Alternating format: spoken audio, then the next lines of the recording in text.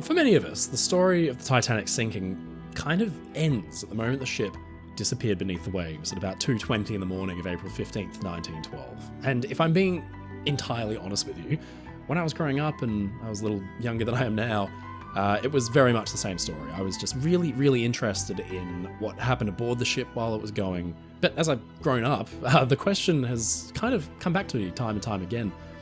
What happened next? What happened to these people? What happened to the claims, all the beautiful things that were lost with the ship, the artwork, the precious gems, people who had lost loved ones? What did they get out of this? The inquiries, what were the findings and the outcomes from the loss of this great ship on its maiden voyage? It's really tragic stuff. These are some of my favourite stories that I've researched and reported on over the last few years. We wanted to put them all together into one video to answer any questions you might have about what happened to Titanic and its people after the ship actually sank. Ladies and gentlemen, I'm your friend Mike Brady from Oceanliner Designs, and this is the story of the Titanic aftermath.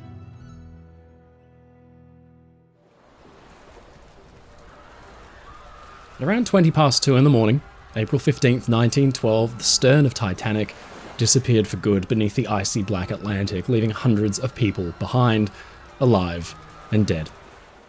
For the survivors, huddled cold under blankets in lifeboats or clinging desperately to an overturned collapsible raft, the night suddenly fell silent, and all there was to do was wait. The hours must have felt like years. In fact, few people who have ever inhabited this planet can ever relate to what those 2,200 souls experienced that night. But unfortunately, for all those who endured and fought through those tragic moments that early morning, their story had only really just begun. While many would be greeted by immense generosity upon their arrival in New York, survivors would be forced to recount their terrible experiences time and time again for inquiries and legal battles.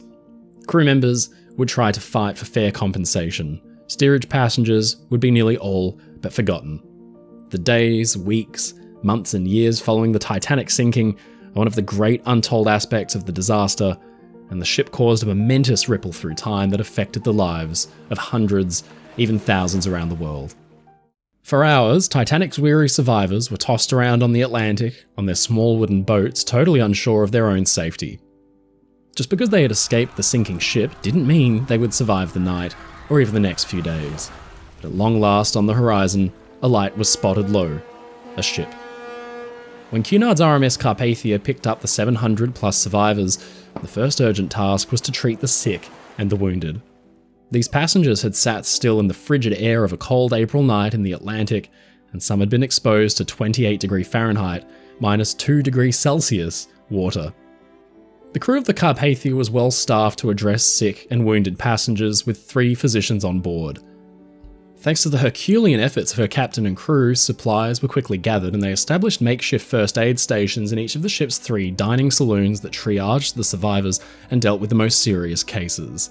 There were broken bones, fractures and bruises, fainting, convulsions, and delirium. For some unfortunates, frostbite had begun to creep up their toes and feet. Carpathia steamed on for New York with her cargo of bewildered people, and life could never be the same again. As news of Titanic's demise reached American shores, New Yorkers sprung into action to prepare for the arrival of the wounded. When Carpathia arrived at the port of New York, on the evening of April 18th, 20 ambulances from Bellevue and the Metropolitan Hospital on Blackwell's Island were parked near the pier on East 26th Street, ready to transport the seriously ill and injured survivors at a moment's notice. The ferryboat Thomas S. Brennan was also docked nearby, equipped as a hospital ship, ready to receive and treat those that needed medical attention most urgently. Dozens of survivors were transported to St. Vincent's Hospital, which was run by the Sisters of Charity. New York had prepared to deal with the worst-case scenario, the likely possibility that all 2,200 or so of Titanic's passengers and crew would need urgent care, but instead, only around 700 people disembarked Carpathia.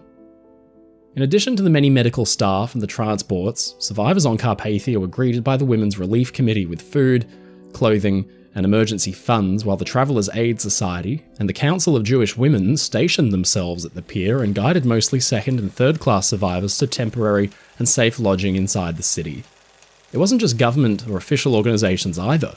Locals started to take the steps to make sure that survivors would have what they needed for long-term care and support as well. In fact, the Women's Relief Committee was formed by some of the city's most prominent female figures who took to action at a blistering pace, coming up with a comprehensive plan for providing critical services and resources for surviving passengers, especially immigrants who'd travelled third class. The problem was that hundreds and hundreds of these people had simply lost literally everything they owned and were now washed up in a foreign country with nothing to their names and nowhere to go. Many had lost husbands, sons, and brothers. News of Titanic's loss crackled through telegraphs around the world. Back in England, the Lord Mayor of London commissioned the Titanic Relief Fund that spring. It aimed to support the families of victims in cities hit the worst with loss of life. In Southampton, for example, no fewer than 549 were lost, a devastating statistic that left hundreds of working-class families without breadwinners. Virtually an entire generation of Southamptoners was lost that night in the North Atlantic, and those they left behind needed help. Many families received benefits from the council to help them recover. In the end, the fund raised over $161,000 for Titanic survivors and families of the victims, and the British component raised over $2 million. Amazingly, the Titanic Relief Fund operated for decades and actually didn't close operations until 1959, where many of the children the foundation had helped had grown to adulthood and were finally able to support themselves. Many women made widows by the Titanic disaster were also able to stand on their own 2 feet, and some had remarried. The charity provided by many countless strangers for Titanic survivors was a dramatic display of human compassion and kindness. While the donations and relief efforts from strangers were overwhelmingly generous and definitely uplifted the spirits of survivors, it didn't mean their ties with the White Star Line were over. In fact, for many, it was just the start of a multi-year journey with Titanic's owners because hundreds were rightfully seeking compensation. When most people boarded a lifeboat that terrible night, they had no thoughts that it would be the last time they'd step foot on Titanic. Most thought the evacuation was just a proactive measure. For dozens, it was only after rowing away from the ship that they noticed her bow was low down in the water. Many brought very little with them, and when the ship sank, down with her went belongings, artifacts, prized possessions, and family heirlooms. Naturally, the question arose: when a ship sinks and there's a loss of life, how do you determine who's at fault and responsible for that person's passing?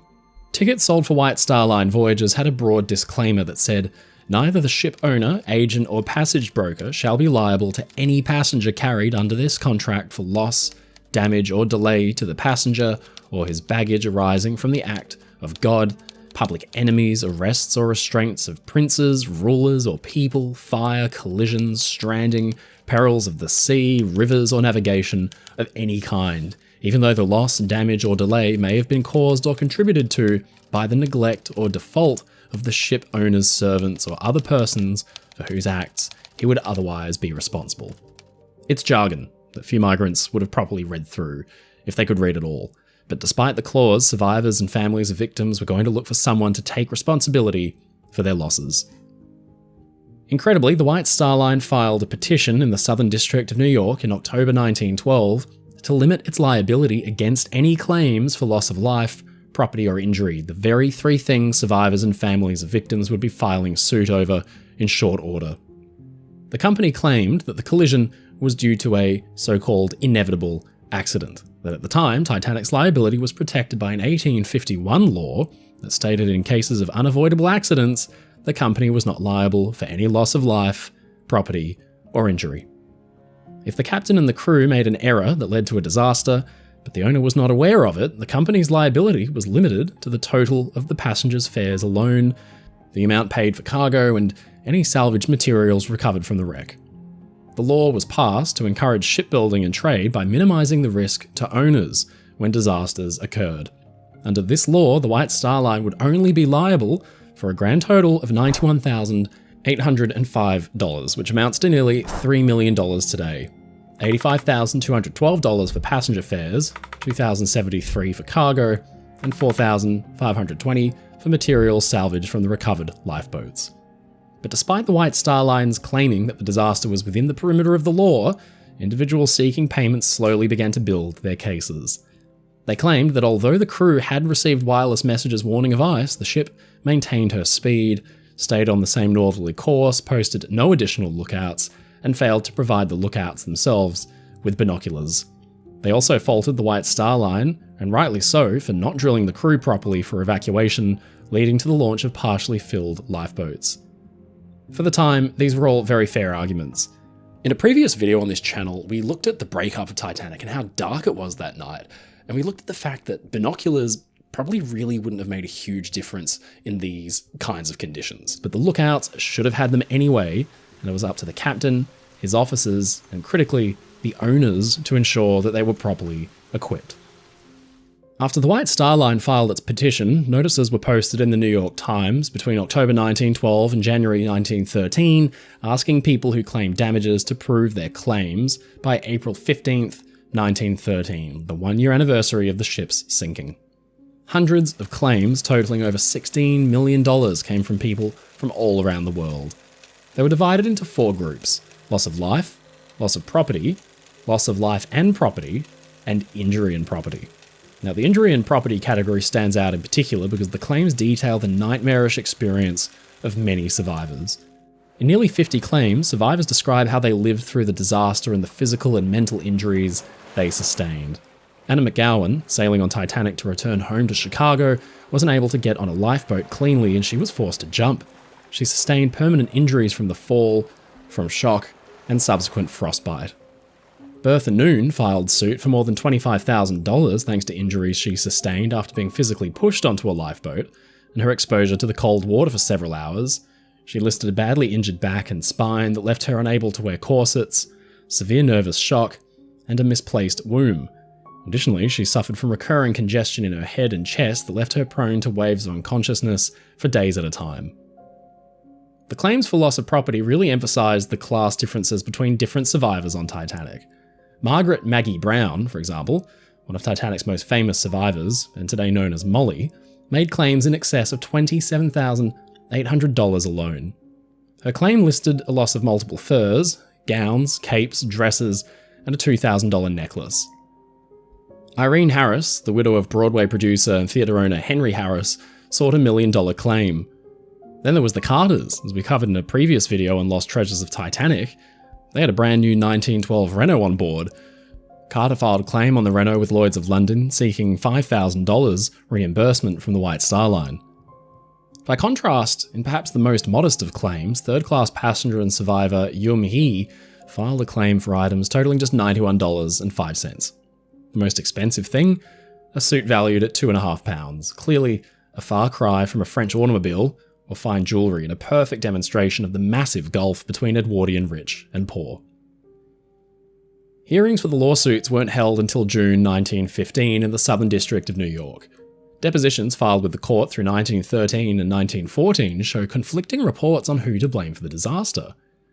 In June 1914, Bruce Ismay, White Star Line's chairman at the time of the disaster, was once again questioned on the speed of Titanic, the lifeboats, the lookouts, and other issues that may have contributed. Just as he had in the inquiries held in the days and weeks following the sinking, he reiterated that all decisions were made by Captain Smith, and he was just aboard as a passenger. A claim which is, technically, correct, but the real truth is that no chairman of a company could ever truly board his ship and be treated as just another passenger, and of course, Smith wasn't alive to defend himself. Outrageously, the British inquiry held in 1912 had come to its own ridiculous conclusions, particularly the point that there was, apparently, no structural reason that any class of passengers had less of an opportunity than those from another class to reach the deck and the lifeboats, even though third class were berthed hundreds of feet away and stories below the boat deck itself. More survivor eyewitness accounts gave more insight into the dramatic and final moments of the ship. And while these testimonies continued for several days in June and July 1915, negotiations were being carried on outside of court that led to a settlement with nearly all claimants in December that year. Judge Julius M. Mayer signed a final decree in July 1916, which held the company guiltless of any probability and knowledge, and thus not liable for any loss, damage, injury, destruction, or fatalities.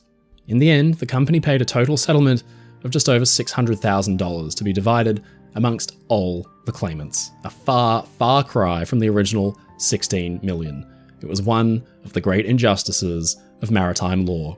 For surviving passengers, the ordeal would never really truly leave them. Some would speak of it publicly, and others would hold it secret even from their own families. But what about Titanic's surviving crew members? How could they continue with their lives and their careers? Life at sea had some strange peculiarities back then, one of which meant that their wages stopped as soon as Titanic sank at 2:20 a.m. It was an era of bureaucratic indifference. The most extreme example of this concerns the band.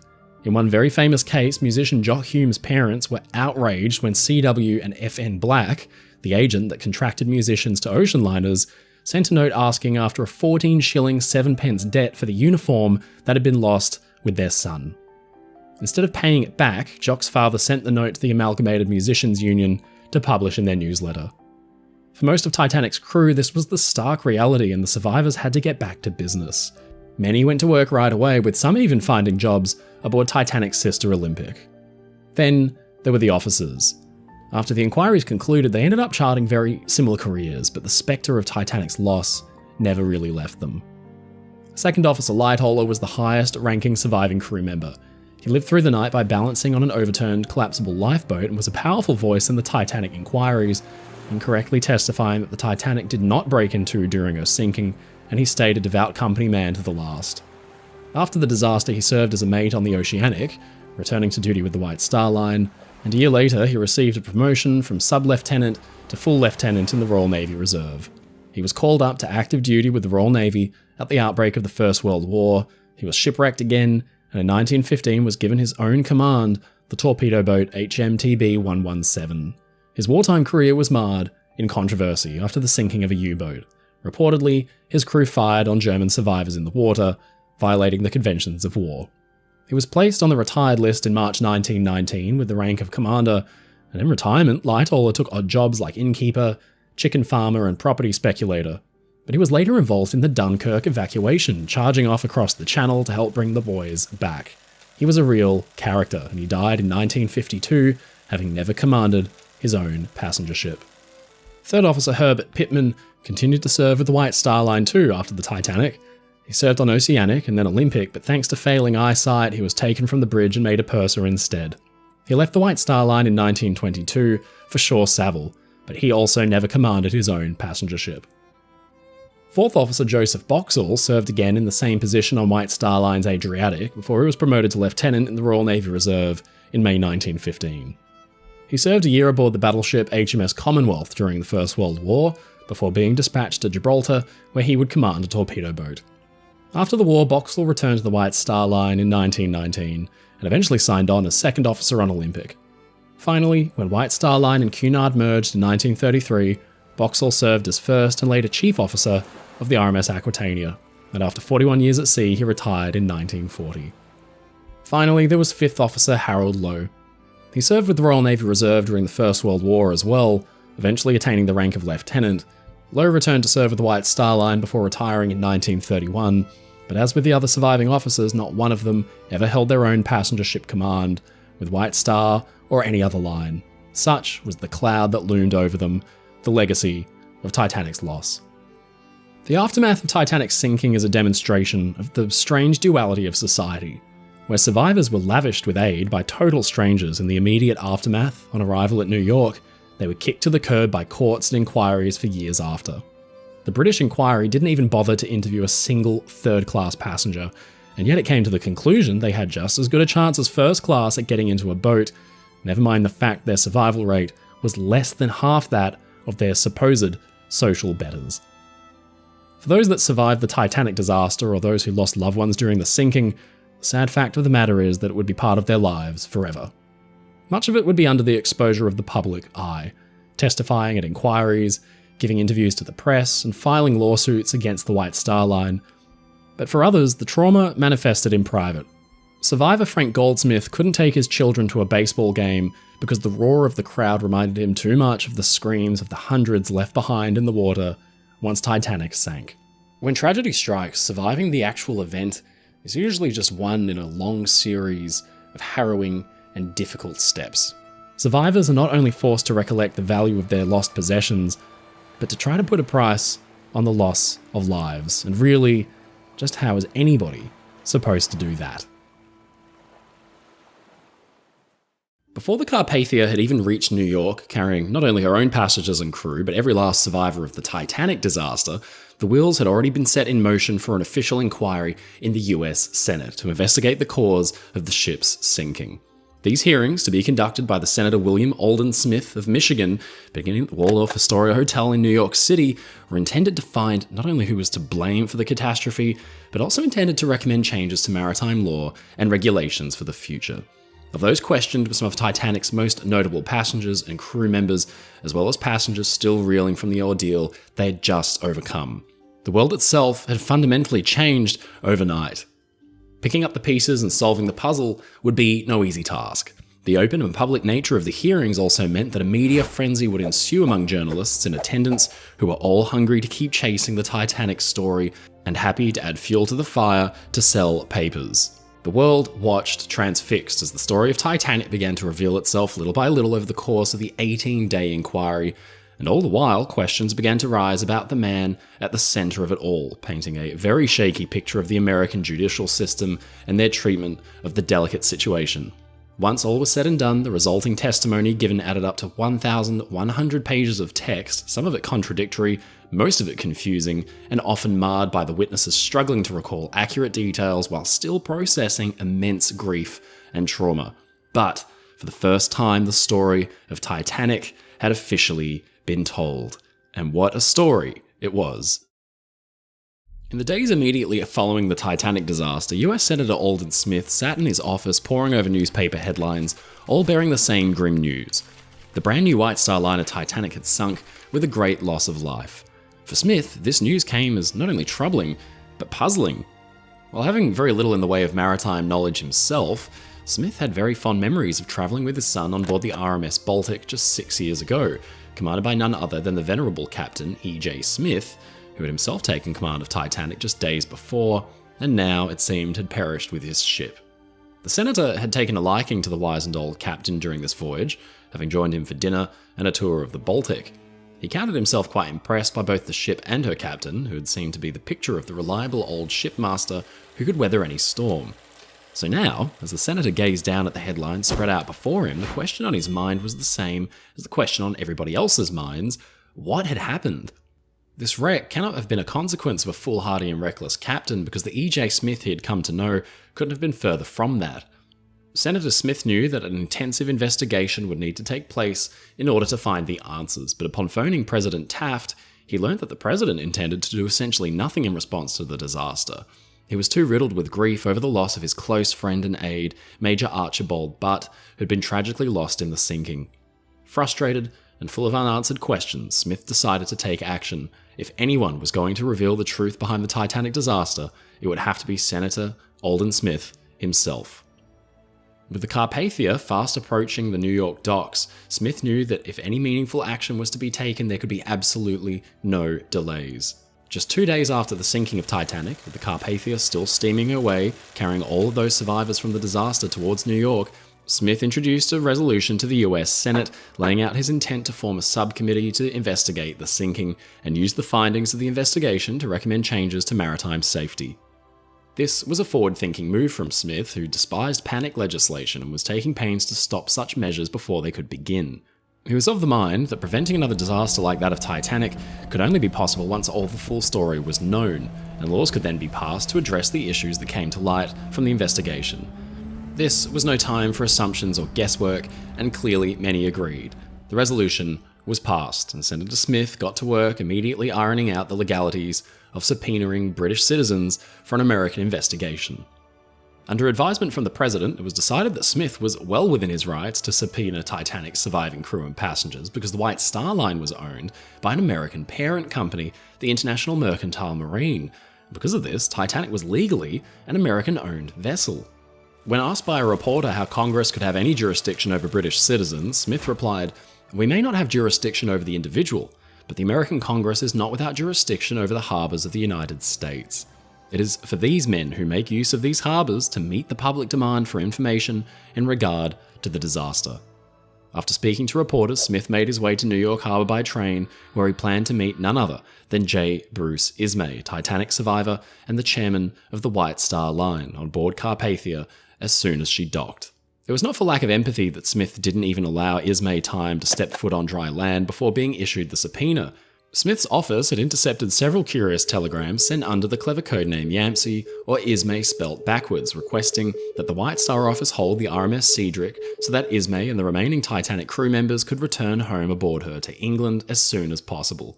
For the sake of Smith's investigation, this wouldn't do. He couldn't very well have his most important witnesses being whisked off across the Atlantic before the investigation had even begun.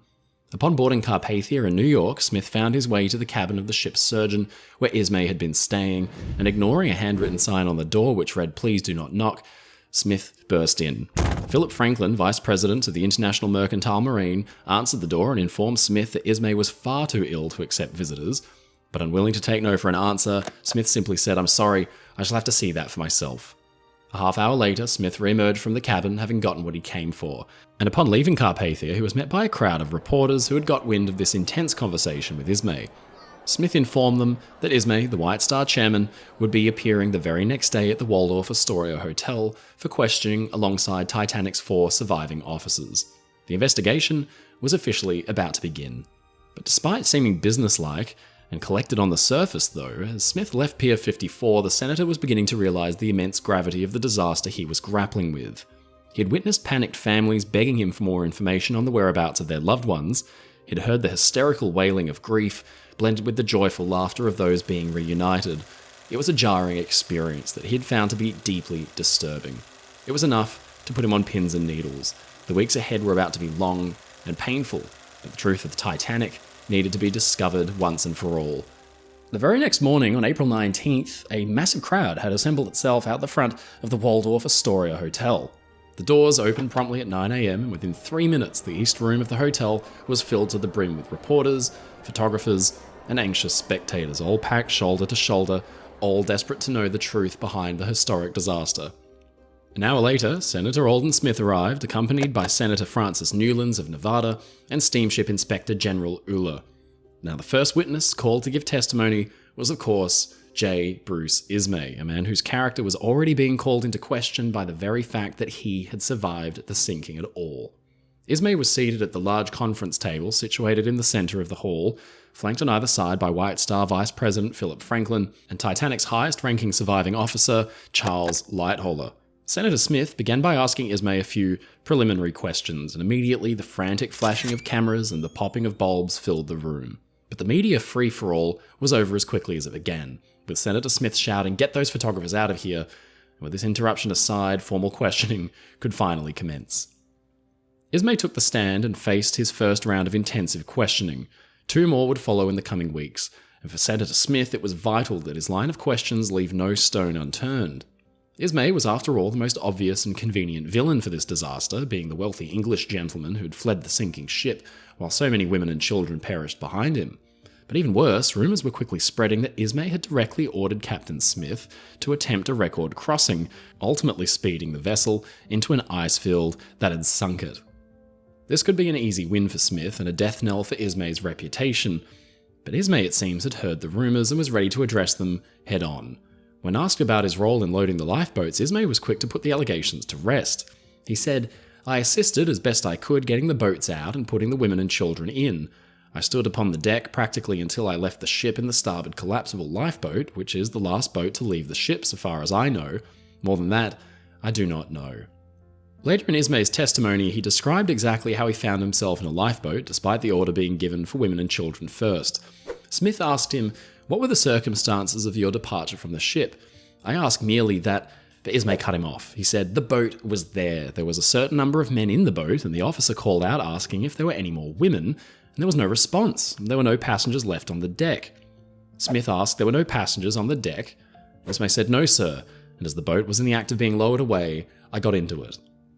Now, this bit of testimony would prove to be very important in Ismay's case, as rumours of his misconduct throughout the evening had spread since the news broke of the sinking, including accusations of cowardice, Ismay jumping into the very first lifeboat to be lowered, and even wilder accusations of Ismay disguising himself as a woman to gain entry into a lifeboat.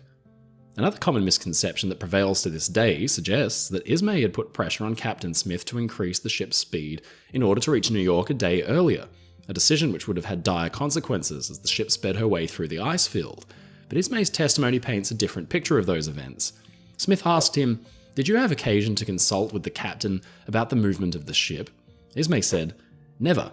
Smith asked, "Did he consult you about it?" And Ismay said, "Never. Perhaps I am wrong in saying that. I should like to say this. I do not know that it was quite a matter of consulting him about it, of his consulting me about it. But what we had arranged to do was that we would not attempt to arrive in New York at the lightship before 5 o'clock on Wednesday morning." Smith asked, "Was it supposed that you could reach New York at the time without putting the ship to its full running capacity?" Ismay said, "Oh yes, sir, there was nothing to be gained by arriving at New York any earlier than that." Now, Ismay may have been bending the truth a little bit here. He and Captain Smith had, at one point, discussed the ship's speed. They were overheard by a passenger in the vessel's reception room, and Ismay was noted to observe that they were on track to beat Olympic's crossing time on her maiden voyage. Now, while some may point to this as a gentle nudge to the ship's captain to possibly push the engines a bit harder, the decision to do so always rested with Captain Smith and Captain Smith alone. Even still, with such prominent passengers on board, such as Ismay, the ship's owner, as well as her designer, Thomas Andrews, Smith very well may have felt an unspoken pressure to pull off a notable crossing for Titanic's maiden voyage and his final outing before retirement. The bosses were, after all, watching.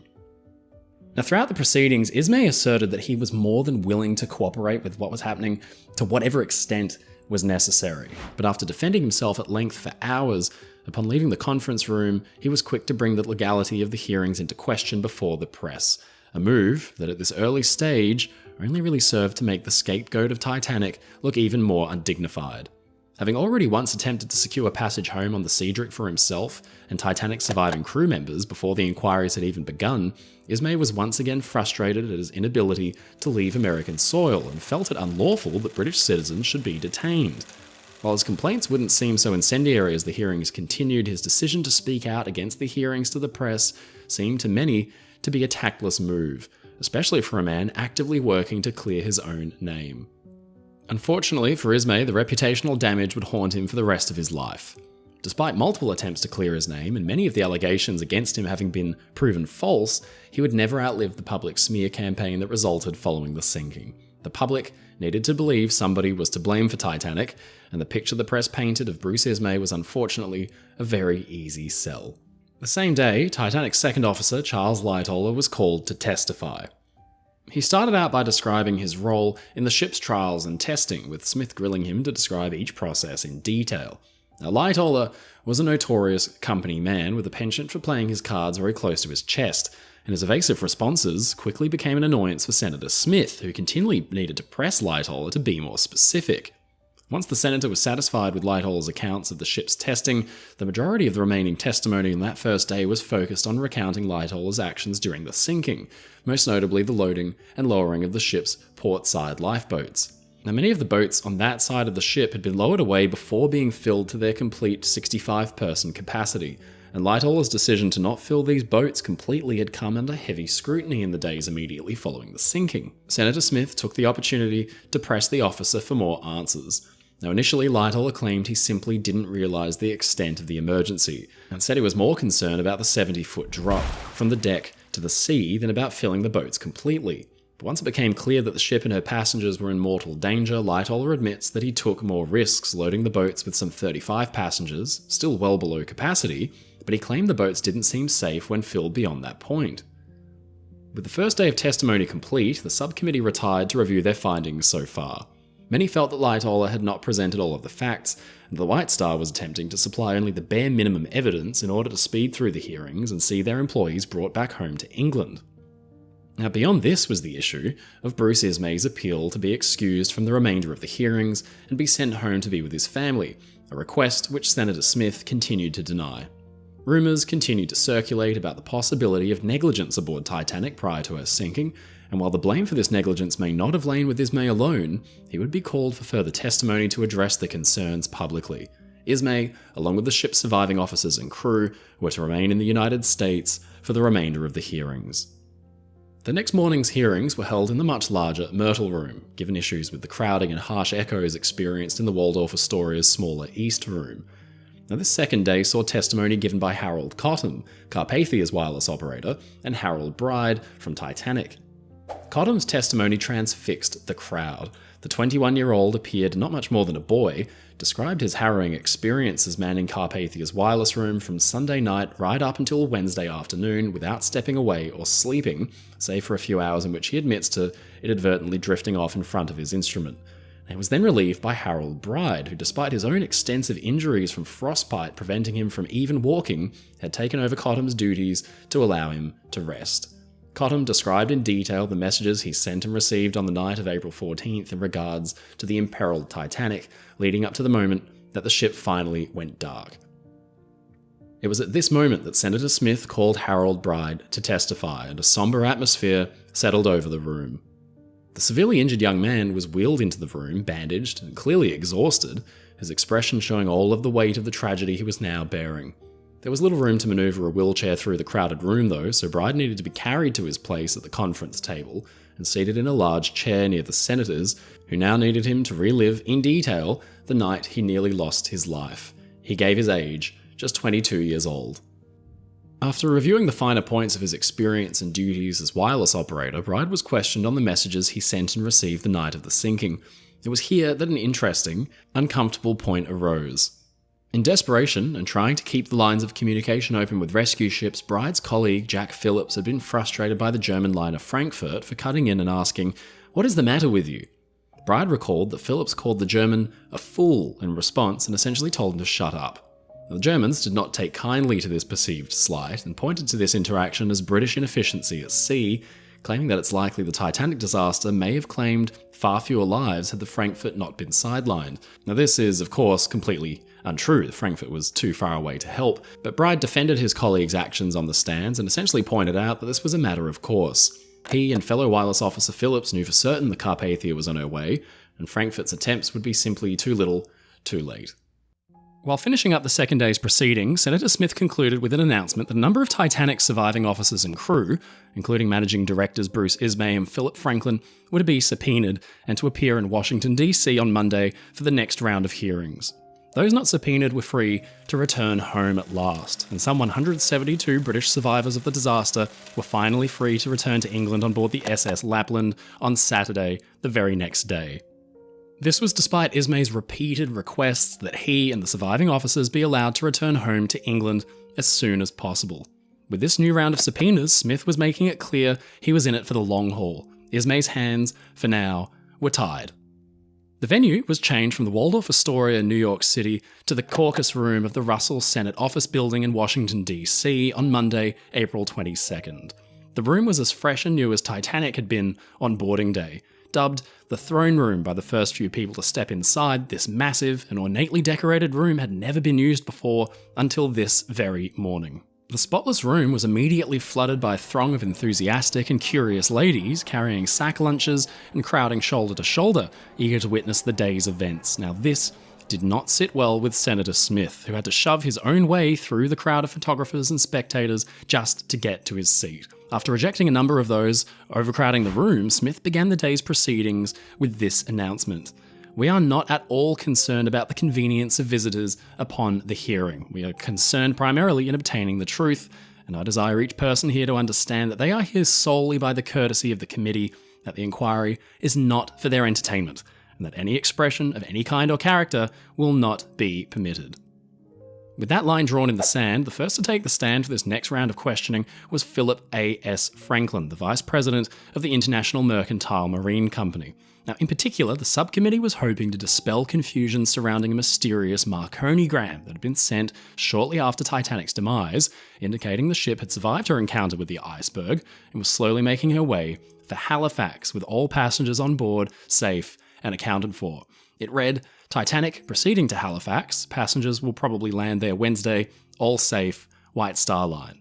With no witnesses up until this point having taken responsibility for the message, it was now Franklin's turn to explain this egregious oversight. Smith said, "I ask you whether you know anything about the sending of that message or by whom it was authorized or from whom it emanated." Franklin said, "I do not, sir, and since this was mentioned at the meeting in New York on Saturday, we have had our entire passenger staff in number 9 Broadway office asked, and we cannot find out who sent the message."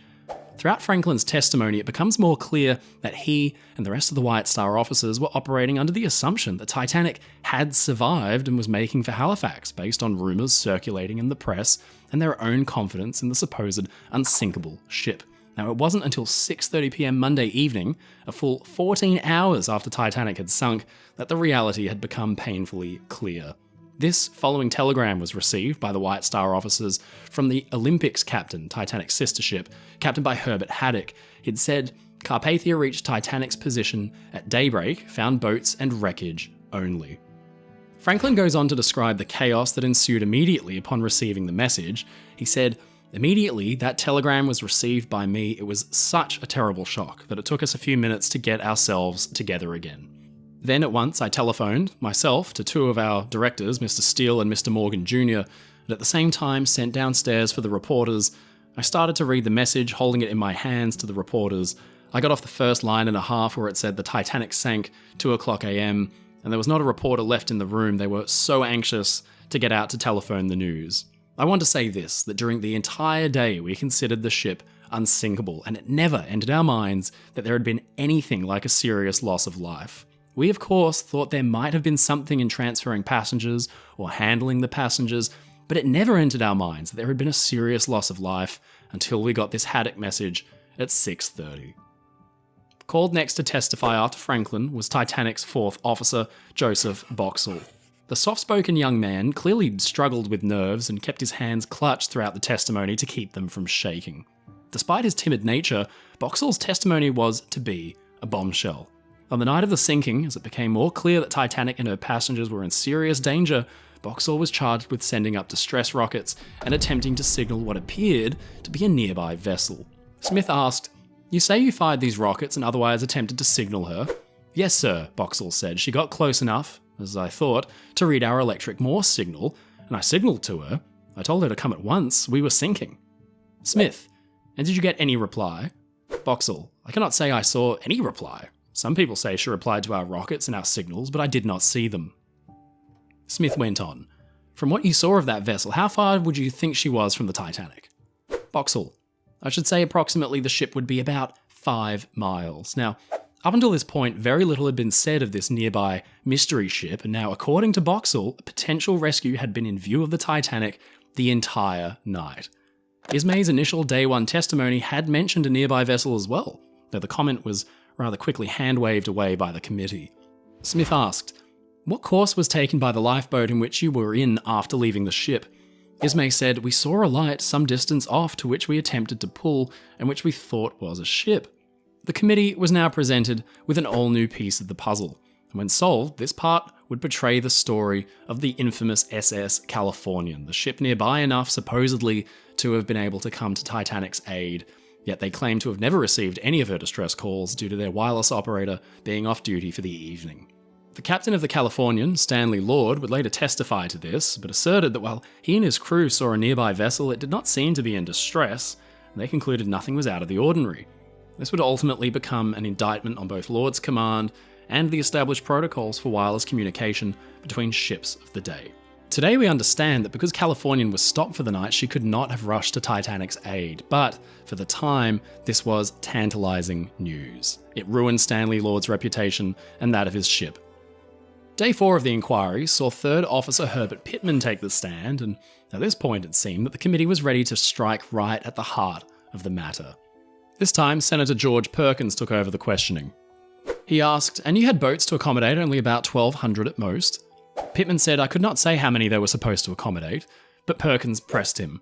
20 lifeboats with a capacity of about 60, a seaboat and a collapsible, let us call the average 60, it would be about 1,200 passengers and crew they were capable of carrying. Pittman said, "Yes." Perkins, "Therefore, she had life-saving appliances for only about 1/2 of the passengers and crew?"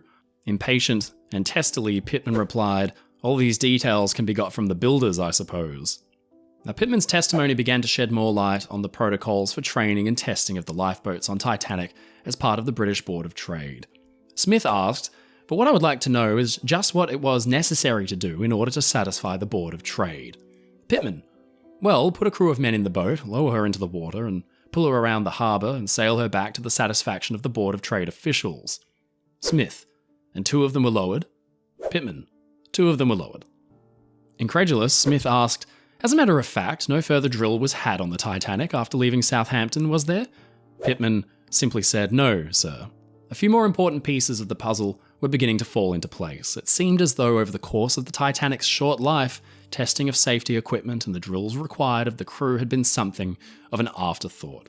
Several of Titanic's officers had now separately testified that no drills had been performed since leaving Southampton, and in that drill that did occur at Southampton, only 2 lifeboats were actually tested. The officers and crew all seemed conflicted on the number of passengers that could be safely loaded into a boat at all, and the women and children first rule was heeded differently on each side of the ship. The lack of training and the coordination caused significant confusion in an already dire emergency, and very likely resulted in further loss of life. Now, this was not a show of negligence on the part of Titanic's crew, though. Everything from the number of lifeboats available to the necessary testing and boat drills was dictated by the British Board of Trade, whose standards by this time were hopelessly outdated with massive steamships like Titanic.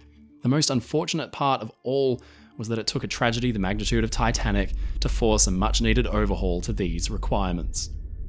The inquiries would also suffer from no shortage of interpersonal drama. Senator Smith had successfully subpoenaed citizens of a foreign country to remain in the US to give their testimonies regarding the disaster, but for many of them, patience was beginning to wear thin. 172 of Titanic's surviving crew had successfully returned home on April 20th, but a select few, namely the highest-ranking officers and White Star's management, had been prevented from returning home thanks to this new subpoena by Senator Smith. The British government was not taking kindly to the senator's insistence upon detaining its citizens on foreign soil, and Bruce Ismay was very vocal in his displeasure that his repeated requests to return home were being denied. In a letter to Senator Smith, dated Thursday, April 25th, Ismay wrote that, "If the committee wishes to examine me further at the present time, I hope it may be found convenient to do so promptly, in order that I may go home to my family in view of my experience at the time of the disaster, and subsequently I hope that the committee will feel that this request is not unreasonable." In a reply dated the same day, Senator Smith wrote, "As I said to you in New York on Friday evening last, when you asked to be permitted to return home, and again on Saturday night when you made the same request, I shall not consent to your leaving this country until the fullest inquiry has been made into the circumstances surrounding the accident. This information can be fully detailed by yourself and other officers of your company and the officers and crew of your ship. I am working night and day to achieve this result, and you should continue to help me instead of annoying me and delaying my work by your personal importunities. Trusting you will receive this letter in the spirit in which it is written, I am, very respectfully, W.M. Alden Smith." In the eyes of the survivors, their families, the press, and foreign governments, Smith was beginning to rapidly lose credibility. His lack of understanding of the subject matter at hand also showed through in his lines of questioning, such as his apparent morbid curiosity as Second Officer Lightoller described the collapse of the forward funnel. Smith asked, "What was this that fell?" Lightoller said, "The forward funnel." Smith, "Did it strike the boat?" Lightoller, "It missed the boat." "Then what?" "Well, it fell on all the people that were alongside of the boat, if there were any there." "Injure any of them seriously?" Smith asked. Lightoller said, "I could not say, sir." Smith, "Did it kill anybody?" Lightoller, "I could not say, sir." Later on in the same testimony, though, Smith seemed to have a strange interpretation of how Titanic's watertight compartments were meant to be utilised. Of Lightoller, he asked, "Are you able to say whether any of the crew or passengers took to these upper watertight compartments as a final, last resort, as a place to die?" "I'm quite unable to say, sir," said Lightoller. Now, this particular gaffe earned Smith no small amount of ridicule in the press, along with the nickname Watertight Smith, further cementing his public persona as a clueless politician out of his depth when it came to nautical and maritime know-how. On day 5 of the hearings, while questioning the notoriously feisty 5th Officer Lowe, Senator Smith attempted to truly get at the heart of the matter when he asked, "Do you know what an iceberg is composed of?" Lowe, smirking, said, "Ice, I suppose, sir." Meanwhile, the British press was having a field day with Smith's apparent incompetence, not to mention their fellow citizens being held against their will, at the mercy of a man who seemed to be making a fool of himself at every turn. A particular incendiary piece was published in the London Globe, calling Smith a gentleman from the wilds of Michigan who is possibly compelled by the exigencies of electioneering to be as insolent as possible to Englishmen.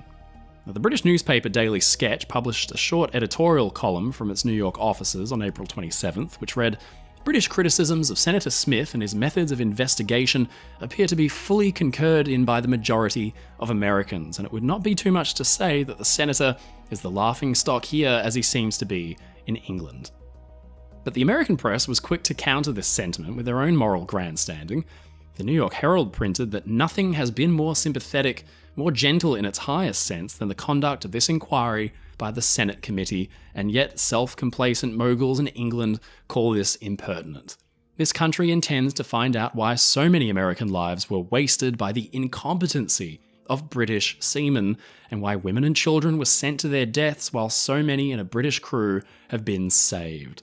The Philadelphia Press published their own op-ed in the situation, maintaining that Senator Smith's inquiries have brought out and placed on permanent record the circumstances and conditions under which the great catastrophe took place. If, incidentally, the examinations disclose that the chairman of the committee is not an expert in nautical matters and asked some questions that caused the seamen to smile, what does it matter?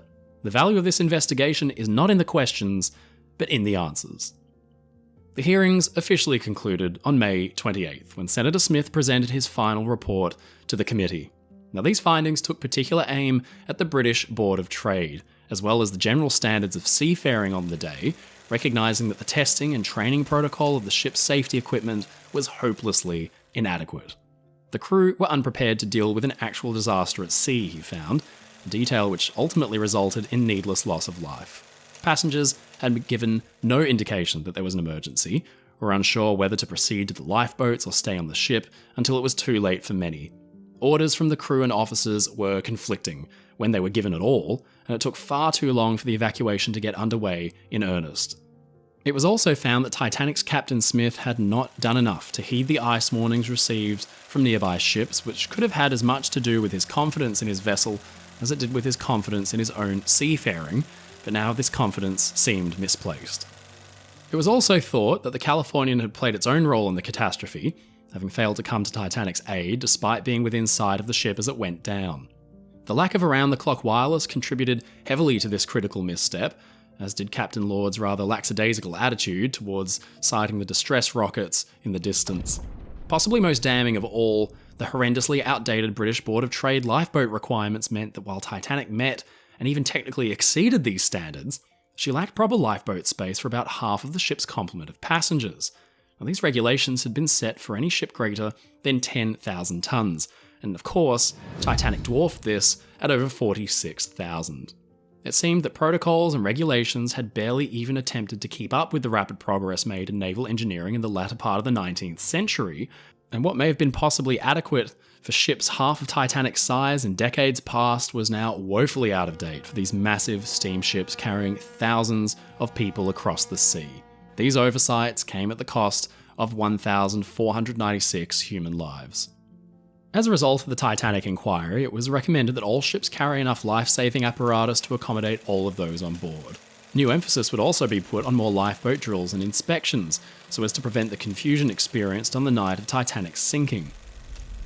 The International Convention for Safety of Life at Sea, or SOLAS, was drafted in response to this disaster, overhauling almost every aspect of maritime safety practices.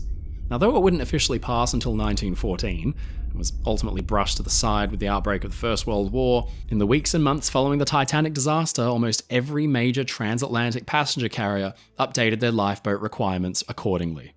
The SS Californian's role in the disaster brought about its own changes to maritime law. The botched response to Titanic's distress calls had been at least in part caused by a lack of around-the-clock wireless, since the Californian's only wireless operator had already retired for bed when Titanic's messages of distress came through. The Radio Act of 1912 was passed in direct response to this. The Act, along with the provisions in SOLAS, called for 24/7 wireless operation on all passenger ships, along with backup power for the wireless apparatus in case of emergency. With this, it was hoped that no future distress call would ever again fall on deaf ears.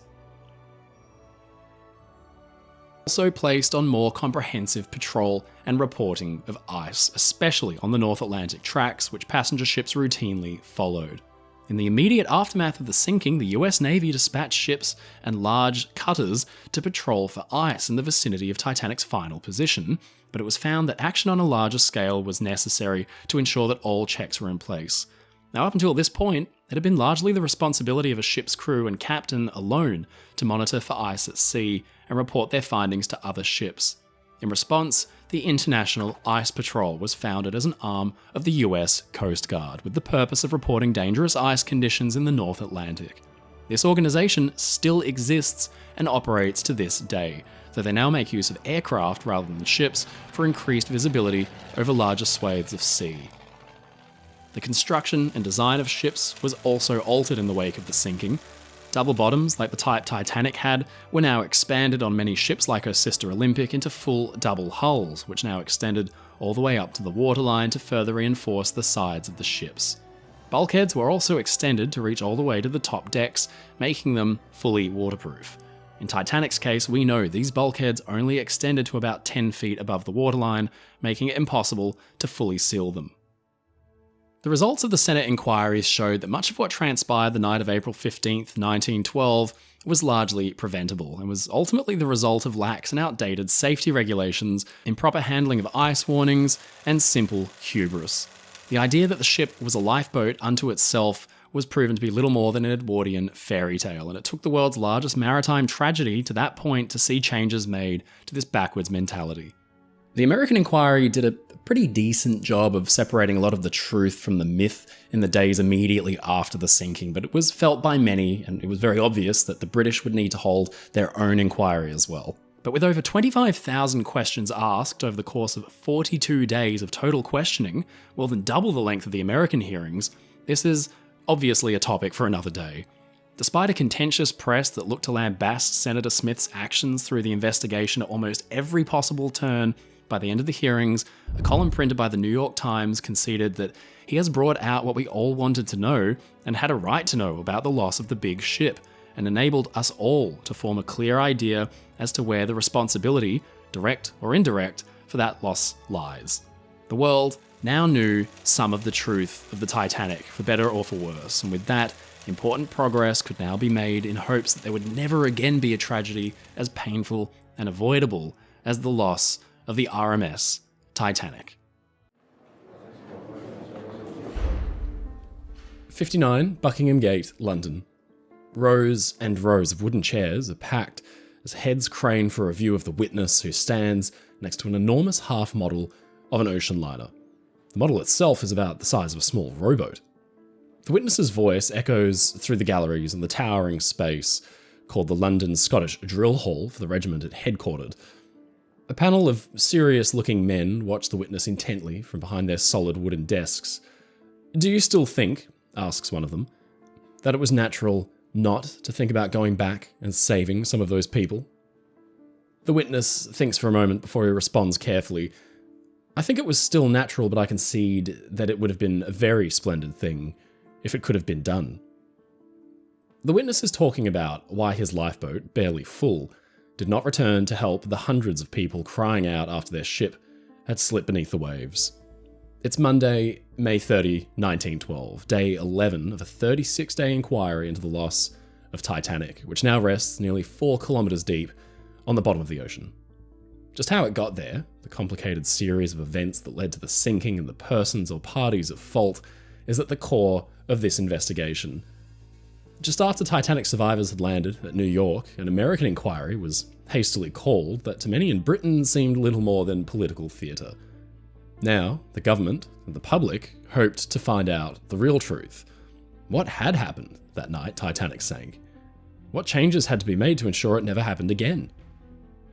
Unfortunately, for all of its solid material findings and recommendations, the British Wreck Commissioner's inquiry into the loss of Titanic would prove to be its own political theatre too, a kind of whitewash which diverted attention away from the dark truth of how and why the newest and greatest ship on Earth had sunk. Ladies and gentlemen, I'm your friend Mike Brady from Oceanliner Designs, and this is the story of the British Titanic Wreck Inquiry.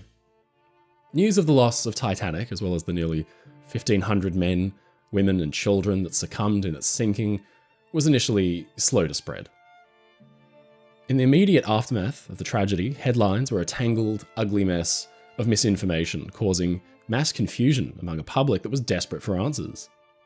Some news reports claimed the ship had been involved in a minor collision and was making for Halifax, with all souls accounted for. But later that same day, the grim truth was revealed. Titanic was lost, marking the most staggering maritime tragedy the world had yet seen. In Southampton, there was massive grief. Most of the crew had come from there.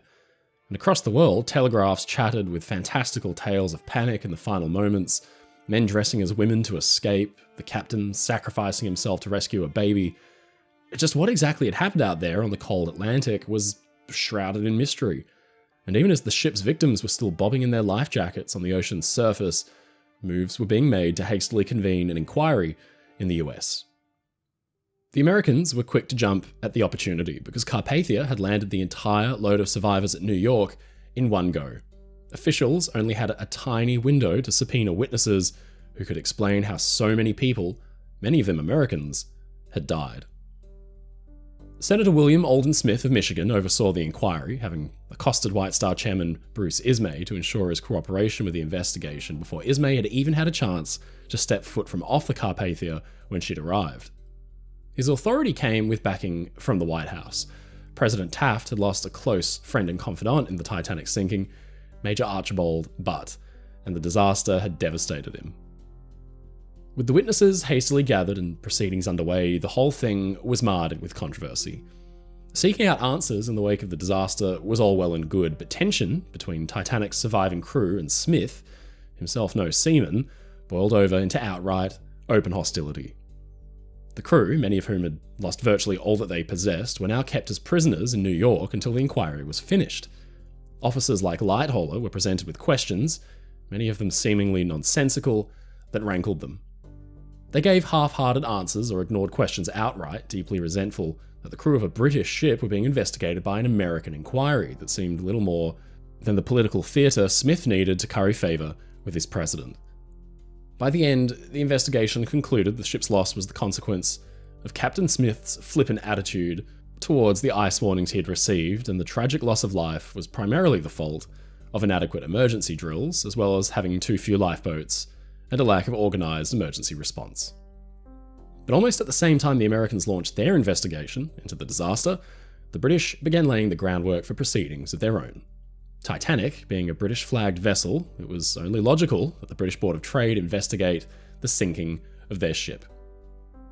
The Board of Trade was a government body that oversaw commerce, trade and industry, everything from farming to merchant shipping.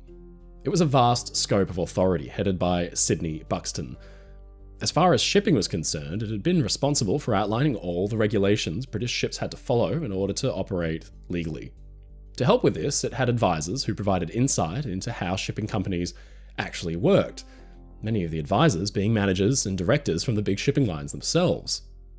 Buxton called for the inquiry himself and asked the Lord Chancellor to appoint a Wreck Commissioner to oversee the events, and the man chosen for the job was a certain John Bigham, the Lord Mersey. Mersey was an interesting character, a lawyer and a QC who tried his hand at politics, unsuccessfully, before presiding over a handful of obscure but important bodies. He was the son of a wealthy merchant from Liverpool. Crucially, early in his career, he'd worked in merchant shipping cases and naturally developed an interest in the subject.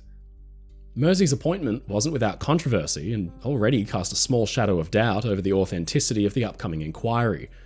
He'd been a guest at the Shipwrights Company, a professional shipbuilders club whose members included White Star Line's own Bruce Ismay and some of the senior leadership from the yard that actually built Titanic, including Lord William Peary.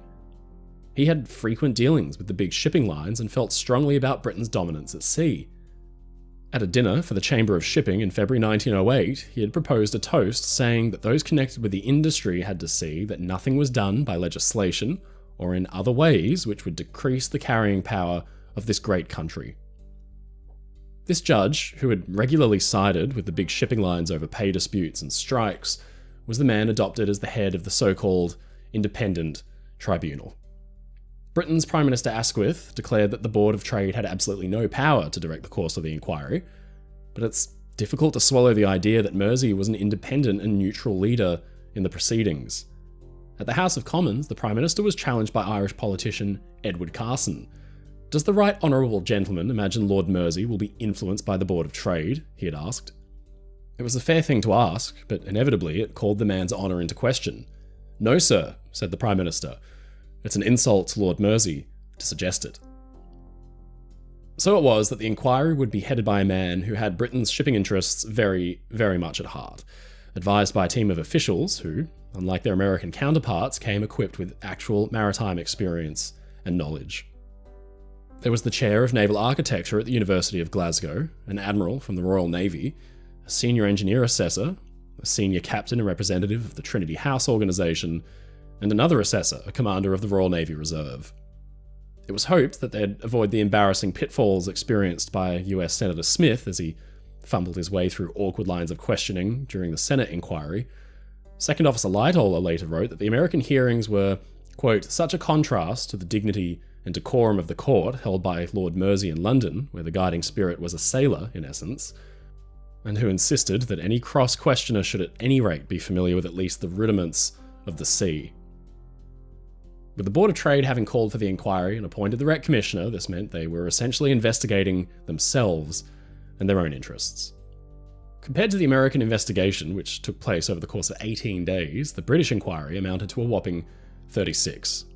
Whether that's a testament to the thoroughness of the investigation or the consequences of long-winded and meandering questioning is a debate for another day. But the hearings began on May 2nd, 1912 at the London Scottish Drill Hall, a venue chosen specifically for its size.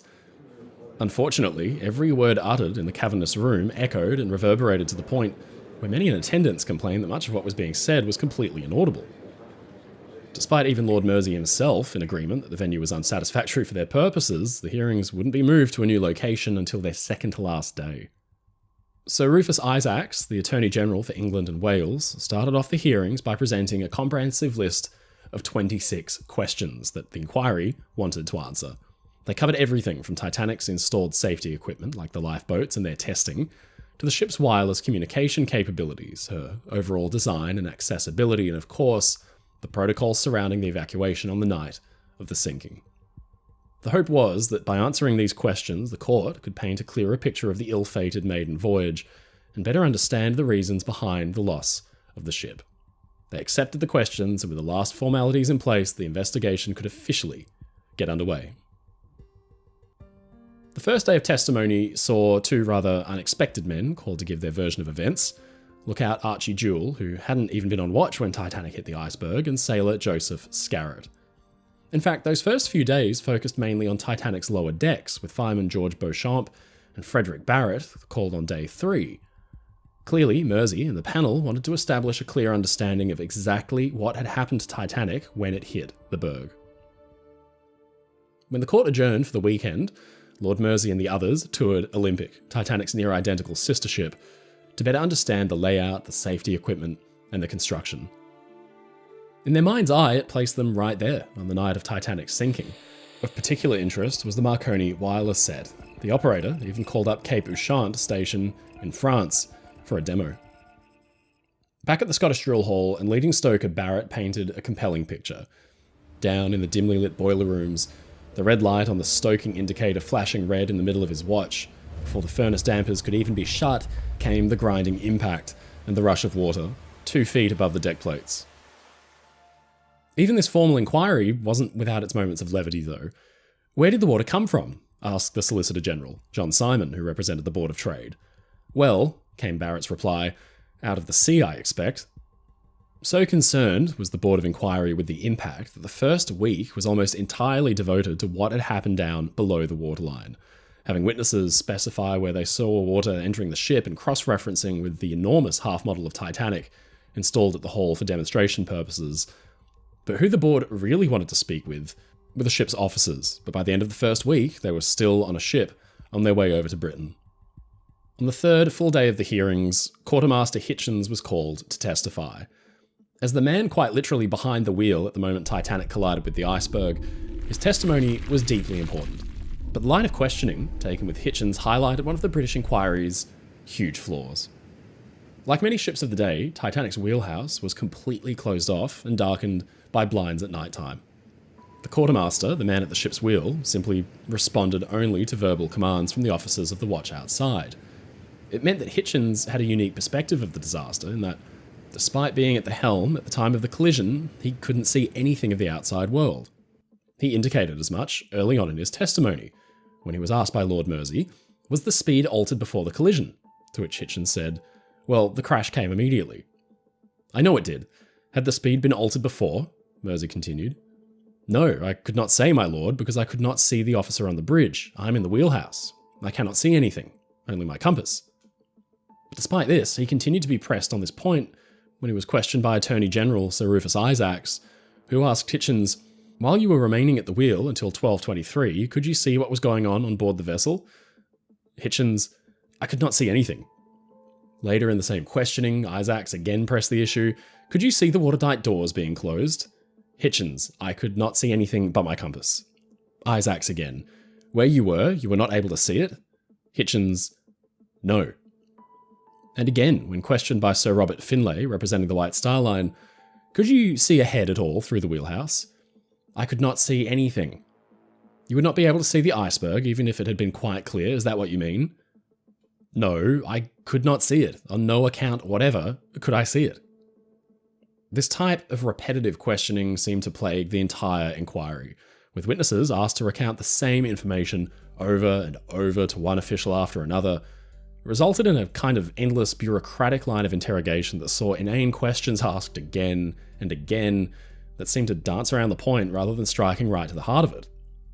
Mersey and the others might have argued they were just being thorough, but you still wonder why, on day 21, after White Star Line's chief marine superintendent had explained thoroughly that 18 of his 30 years as an officer and captain had been with that company, Mersey asked if he had ever been to sea. Day 7 of the hearings brought some salacious drama. It saw Captain Stanley Lord, the skipper of the steamer Californian, take to the stand. During the American hearings, it had come to light that on the night of the sinking, the Californian had been within sight of the Titanic as she went under but had neglected to come to her aid, claiming that despite seeing distress rockets fired from a nearby ship, they simply didn't know what it meant. The Wreck Commissioner and his counsel were now aiming to understand exactly what had happened that night on board Californian that prevented the crew from making for the foundering steamer that was by all accounts sinking from right under their noses. Unfortunately, the picture painted by Lord in his testimony only seemed to shirk responsibility, and arguably only managed to make the already perplexing situation even murkier. The Attorney General asked, and did you say to the third officer, the only passenger steamer near us is the Titanic? I might have said that, said Lord, with regard to the steamer, but I did not say that the steamer was a passenger steamer. Mersey cuts in here. He says, you do not give answers that please me at present. You just said now, as plainly as possible, that you answered the third officer, I think it was, and said, the only passenger steamer near us is the Titanic, but you now suggest that you do not remember whether you said it or not? Captain Lord lamely responded with, I do not recollect saying anything to him about it, my lord.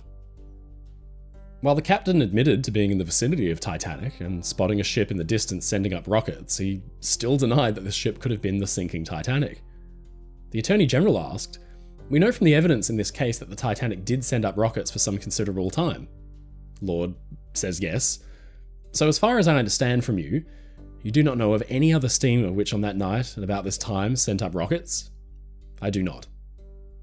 Does not it strike you now that the steamer you saw sending up rockets must have been the Titanic? No. It was all to do with Titanic's reported position. During the sinking, 4th Officer Joseph Boxhall had taken a celestial reading that the wireless men broadcast as the ship's sinking position. In the event, Boxhall was wrong and put Titanic sinking about 10 miles further west of her actual spot. Despite Lord's testimony and the stated position of his ship during the sinking, Mersey simply determined he was wrong and Boxhall was right. This put Californian much closer to the reported Titanic sinking position, and it damned Lord and his men for their inaction. But striking right at the heart of the matter, Mr. C. Robertson Dunlop, representing the Leyland Line, owners of the Californian, questioned Lord on his ship's ability to render aid any sooner than the Carpathia. Assuming, he asked, that she sank somewhere between 2 and 3, could you, in fact, if you had known at 1:15 in the morning that the Titanic was in distress to the southward and westward of you, have reached her before, say, 3 a.m? Lord said no, most certainly not. Could you have navigated with any degree of safety to your vessel at night through the ice that you, in fact, encountered? It would have been most dangerous, Lord responded. Would the attempt, from what you know now, in fact have succeeded? I do not think, Lord said, we would have got there before the Carpathia did, if we would have got there as soon. It was in Lord's best interest to defend himself and his ship from blame, so it's no surprise that he plays up the danger here. But he's not wrong. Unlike Carpathia, Californian had been stopped for the night because of the ice, and she already found herself surrounded by bergs. The ship would have had to have crawled its way ahead, groping through the darkness lest she fall prey to an iceberg as well. That point was lost on Mersey, and while Lord wasn't prosecuted for his crew's supposed inaction, the disaster was a black stain on the 34-year-old's career that would haunt him for the rest of his days. Meanwhile, where the American inquiry had questioned some 21 surviving passengers of the disaster, the British hearings heard the testimonies of just 2, aside from White Star Chief Bruce Ismay, and those were first-class passengers Sir Cosmo and Lady Lucille Duff Gordon, questioned on day 11.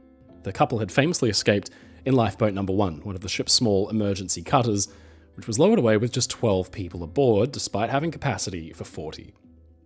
With survivors in the water fighting for their very lives after Titanic had disappeared, those aboard Lifeboat 1 ignored their cries, supposedly because the passengers aboard were terrified of being swamped.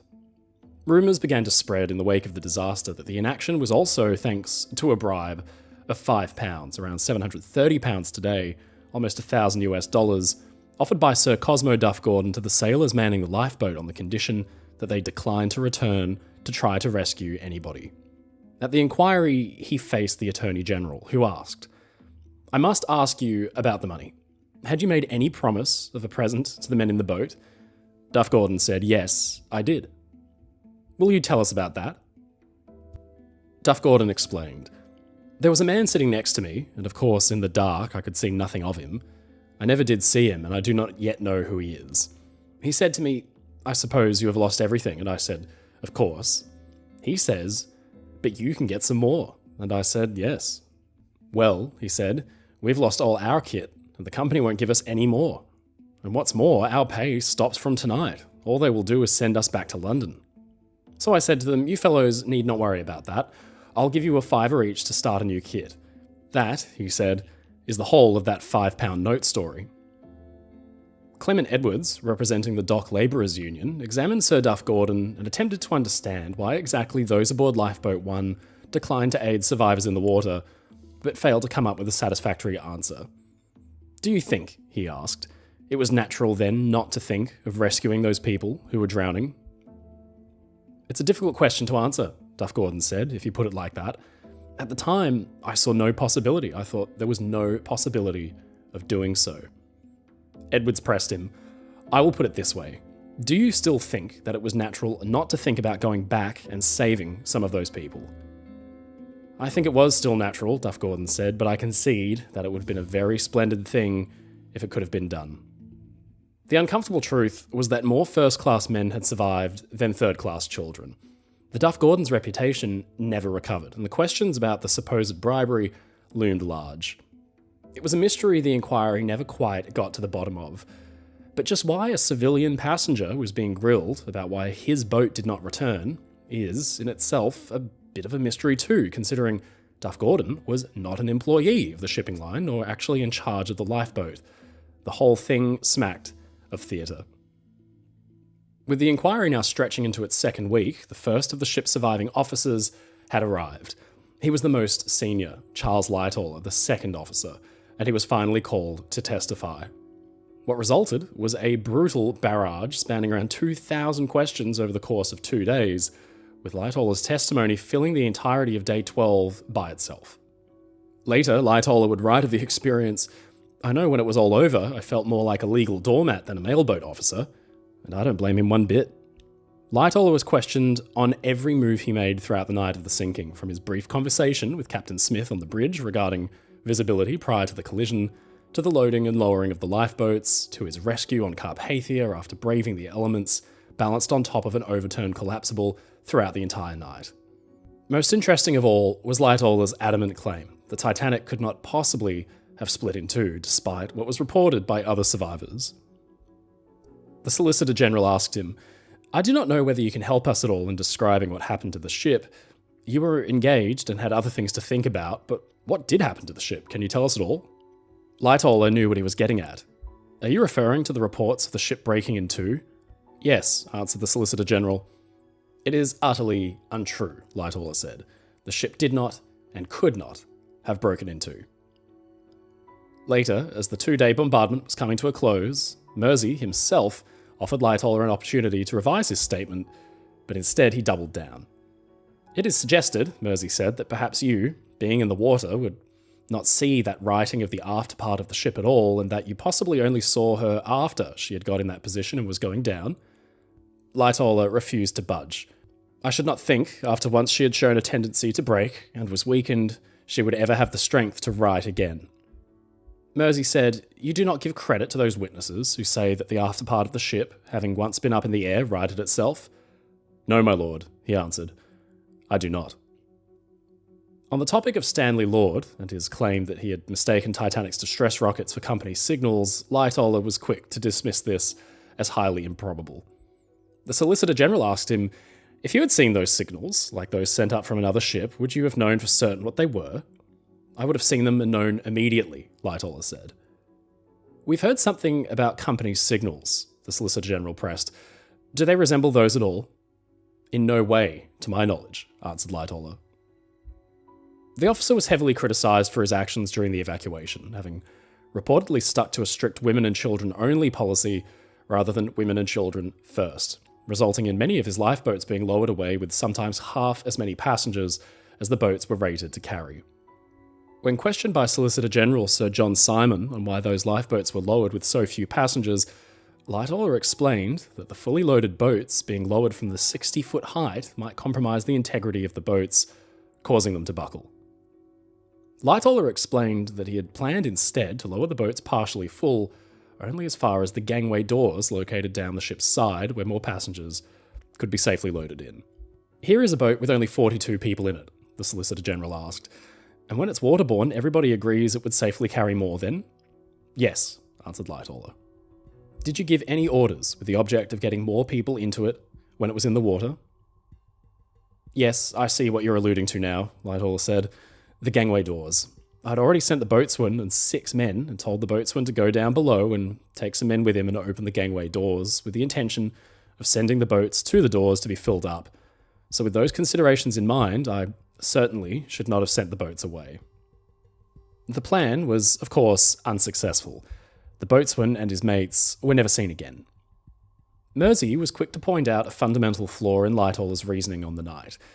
"It appears to me," he said, "that you would be very unlikely to order the forward gangway door to be opened. You might get the head so deep in the water that she might ship water through that gangway door." "Of course, my lord," Lightoller said. "I did not take that into consideration at the time. There was not time to take all these particulars into mind. In the first place, at this time, I did not think the ship was going down." Now, we have to be fair to Lightoller because he's right. Titanic's sinking was still in question for most of the night, and confronted with a sudden and unexpected evacuation, it would be so easy for the mind to overlook even obvious logic issues. For example, not one of Titanic's officers realised that Captain Smith's original plan to lower the boats to A deck to take passengers on there was impossible, because the ship, unlike Olympic, had big screens with windows that were wound shut, blocking off half the promenade, and it made escape impossible until somebody could find the handle and wind them all down. Because passengers were unable to board any of the boats through the gangway doors, several lifeboats were lowered away without being filled to capacity. Lightoller's copped some criticism over the years for his handling of the evacuation, but the truth is he, like Titanic's other officers, were suddenly presented with the nightmare scenario and very little time to coordinate an effective escape. He was hopelessly underprepared because the system didn't require the crew to coordinate a realistic evacuation drill beforehand. Lightoller had overseen lifeboats being lowered, all 16 of them in fact, at a test in Belfast. But actually lowering empty wooden boats is a very different thing to coordinating an effective evacuation for hundreds and hundreds of people. The passengers had no idea where to go, and the officers had to just do the best with what they had. White Star Line chairman Bruce Ismay was finally free to return to England a month to the day after the Titanic disaster on May 15th, 1912. Just a couple of weeks after, as the British hearings were rounding out their 16th day, having questioned mainly sailors and stewards, Ismay was called as the day's final witness. With his reputation already in tatters publicly, Ismay took to the stand once again, as he had already done during his grilling before the American inquiry. But the battery of questioning was, perhaps unsurprisingly, nowhere near as brutal as what he'd experienced before the US Senate inquiry. Mersey seemed eager to dig into the accusations that would implicate Ismay directly in the disaster, but in doing so, it gave him an opportunity to try to clear his name. One of the major issues first raised was Ismay's supposed role in increasing the ship's speed once it entered the vicinity of ice. Mersey and the other officials questioning him seemed focused on cornering their witness to admit he had directed Captain Smith to speed Titanic towards the ice field, though Ismay himself admitted he had no knowledge of ship navigation. The Attorney General asked, "According to your view, what do you say as to the weather conditions?" "So far as I could judge," Ismay responded, "it was a perfectly fine, clear night." The Attorney General, "So that, on a perfectly fine, clear night, with the expectation that you were coming within the region of ice, your view is that the captain would be justified in increasing his speed?" Ismay answered, "I do not see any reason why he should not, so long as he could see sufficiently far to clear the ice." While it seems as though Ismay was appearing negligent here, his viewpoint was a surprisingly common one, shared by many involved in navigation at the time, most notably Captain Smith himself. See, the idea of maintaining or even increasing your speed in the region of ice was apparently considered the done thing by many White Star Line captains who often prided themselves on their ability to keep their ships on schedule, even in the most difficult of circumstances. Later in the inquiry, Captain Ranson, master of the White Star Liner Baltic, was questioned on this same point by Sir Robert Finlay, representing the White Star Line, and his answers, also unsurprisingly, aligned with his boss's opinion. Sir Robert Finlay asked, "With regard to your speed, you know the practice in the Atlantic. If the weather were clear and ice reported, do you keep up your speed?" Ranson said, "We keep up our speed."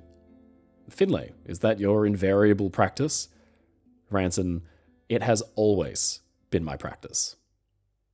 But on the other side of this argument was Sir Ernest Shackleton, the legendary explorer famous for his expeditions to the Antarctic. An important distinction is that unlike the other captains mentioned, Shackleton had never been the master of an ocean liner before, and he had little concern for things like weekly schedules and speed. To him, reaching his destination safely was preferable to reaching it quickly, and to this end, he was very well versed on navigating the threat of ice. As a man with expertise in the matter, he was called upon during the final days of the inquiry to present his ideas on how a ship, like Titanic, might have been better handled when faced with the threat of icebergs. The Attorney General asked, "We've been told that none of these lighters slow down, even though they know they're about to go through an ice region, that is to say a region where there are icebergs." Shackleton said, "I've been in a ship which was specially built for ice, but I took the precaution to slow down because you can only tell the condition of any ice you see. There may be projecting spurs and you may suddenly come across them." The Attorney General asked, "So what was the speed of the boat you were in?" Shackleton says she was only 6 knots at full speed. She was 40 years old. The Attorney General said, "Do you mean to say that you slowed down a vessel of 6 knots? Shackleton answered, "Yes, I always did." We know now that the practice of proceeding through an ice field at full speed is dangerous at best and catastrophic at worst, but apparently this didn't seem so obvious to skippers back then. Instead, ocean liner captains maintained a focus on reaching the other side of the Atlantic swiftly, which kept their passengers happy, and booking their ships for future crossings. Most importantly of all, it kept their bosses happy, even if it meant every soul on board would potentially be put in harm's way to do it. Another point which helped to doom Ismay's reputation was that while on board Titanic, he was handed a Marconigram by Captain Smith, which contained the now infamous ice warning from the nearby White Star Liner Baltic. Now, with this warning in hand, Ismay was accused of sharing the information contained with a fellow passenger, Mrs. Emily Ryerson, and allegedly explaining to her that he had directed the captain to speed the ship up through the ice field in an effort to reach New York a day early, This, of course, was vehemently denied by Ismay in America, and then again here in the British inquiry. The Attorney General asked, "Do you know a Mrs. Ryerson of Philadelphia?" Ismay said, "Yes, I met her on board the ship." "And she," the Attorney General went on, "was one of the two lady passengers to whom you mentioned the Marconigram in the afternoon?" "That is true." "You showed her the wireless message, did you not?" "I read it to her, I think." "Now, I want to put it to you like this. Did she say to you, 'Of course, you will slow down,' and did you reply, 'Oh no, we will put on more boilers to get out of it'?" Ismay, "Certainly not." We may never know for sure what information was actually exchanged during the course of this conversation between Ismay and Ryerson, but in a letter dated April 18th, 1913, just over a year after the sinking, Ryerson wrote insisting that Ismay had in fact alluded to the ship increasing speed and arriving in New York early, despite his claims to the contrary. She wrote, "I was on deck in the afternoon of April 14 between 5 or 6 o'clock, and Mr. Ismay came up and inquired if our staterooms were comfortable and the service satisfactory, etc., and then thrust a Marconigram at me, saying we were in among the icebergs. Something was said about speed, and he said that the ship had not been going fast yet, that they were to start up extra boilers that afternoon or evening. The telegram also spoke of the Deutschland, a ship out of coal, and asking for a tow, and when I asked him what they were going to do about it, he said they had no time for such matters, our ship wanted to do her best, and something was said about getting in Tuesday night. The strong impression, which was left in my mind, was that they were speeding the ship up to get away from the ice, and that we would probably get in late Tuesday night or early Wednesday morning. Mr. Ismay's manner was that of one in authority and the owner of the ship, and what he said was law. At the end of the day, the fact remains that Ismay was never in any position to direct the ship's speed or navigation, and Captain Smith knew this as well. Whether or not he gave anyone the impression that he had this authority, he was still travelling as a regular passenger and had no say in how the ship was meant to be handled. Mersey extended a kindness to Ismay, and put it on record that had Ismay not hopped into a lifeboat at the end, then his death would only have added to the tragic loss of life. But an indignant public was outraged that the company chairman had sought escape when 1,500 or so of his customers remained behind. Ismay's reputation was forever sullied by the allegations, and for the rest of his life, he almost never spoke again of Titanic or her sinking, even to his closest friends and family. Of course, one of the most important topics addressed during the inquiry was the fact Titanic had gone to sea equipped with far too lifeboats to accommodate all the passengers on board. This, it was quickly found, was thanks to outdated Board of Trade standards for lifeboat accommodations that were based on gross tonnage of ships, that is, their sheer size, rather than the number of people actually on board. In point of fact, Titanic really sailed with 6 more lifeboats than what was even really required, according to the Board of Trade standards. Now, here is where the Board of Trade could be actually called to account. The lifeboat standards were hopelessly outdated, but perhaps not without reason. The board was advised, in part, by owners and senior leadership of the big shipping companies, who might have balked at the idea of festooning their modern steamships with dozens and dozens of lifeboats. Of course, Mersey, who had British shipping and its reputation very much in mind, wasn't particularly interested in finding the Board of Trade at fault. While questioning Sir Walter J. Howell, Marine Director of the British Board of Trade, no small amount of confusion was stirred up while trying to understand the archaic protocols around lifeboats. But this brief snippet of conversation between the Attorney General and Mersey showed that this mentality was still alive and well even in the wake of Titanic. The Attorney General asked, "I've already indicated to your lordship that the argument which I shall use will be that it is much more important to make your ship as near as unsinkable as you can than to provide boats." The Commissioner said, "Of course it is." Despite this, it was blatantly obvious to everyone in the room that the lifeboat standards put forth by the Board of Trade almost 20 years ago were in desperate need of an update. But to what extent was the question? The last amendment to the protocols was back in 1894, when the 13,000-ton Cunarders Lucania and Campania were the largest ships at sea. But now, 1912, ships were exploding in size up to nearly 50,000 gross registered tons. There was no denying that the standards were costing lives. During the course of Howell's questioning, a letter he wrote to the Secretary of the Merchant Shipping Advisory Committee of the Board of Trade just 5 days after the Titanic disaster, was read aloud, and its contents, well, they were very telling. It said this: "The committee fully recognised that the proved impossibility of keeping such a vessel as the Titanic afloat after a collision with the ice until the arrival of outside succour has created an entirely new situation, which was neither in the contemplation of the Board of Trade nor of the committee, in the consideration of the extension of the existing boat scale in regards to vessels of 10,000 tons and upwards."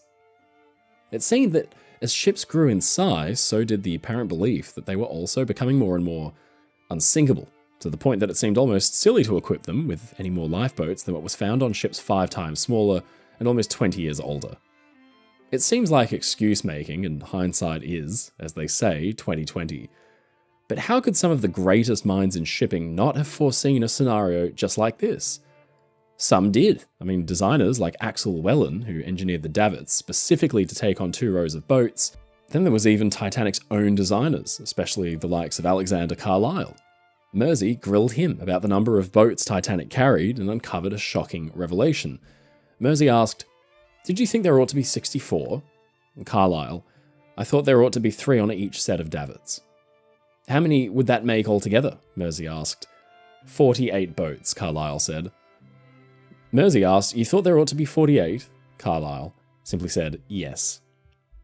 Far from being some kind of inconceivable issue, it seems that engineers and designers were, in fact, planning for the worst. It's just that, at the time, 48 boats on a liner of that size might have really seemed excessive. That, and the boats added a huge amount of cost, weight, and clutter. The loss of Titanic was a very violent wake-up call for the shipping world, and unless changes were made quickly, it should have seemed clear that a similar disaster would be unavoidable. But even then, several witnesses still stood firm on the belief that equipping a ship with enough lifeboats for all passengers would lead to the decks becoming cluttered, making it difficult for the crew to even ready them. Lord Mersey himself, after hearing several weeks' worth of testimony by this point, still remained sceptical at the idea of increasing lifeboat capacity for vessels to accommodate everyone on board. He said, "I have at present serious doubts whether it should be a wise thing to direct lifeboat accommodation for every soul on board. I have serious doubts about it. It never has been done. It's quite true that the loss of the Titanic appears to point to the probability of it being wise to increase the lifeboat accommodation." Now, this back and forth around the lifeboats continued through much of the latter half of the proceedings, and a number of Board of Trade surveyors and officials were called up to give opinions and guidance.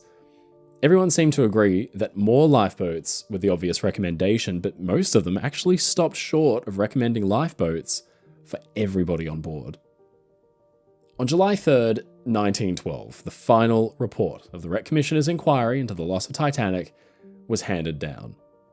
It included the answers to the 26 questions put to the court on day 1 of the hearings, concerning everything from the ship's construction to the events of the voyage up until the disaster, to the treatment of ice warnings, the precautions taken when approaching the ice field, and ultimately the events surrounding the tragedy when the ship took her final plunge.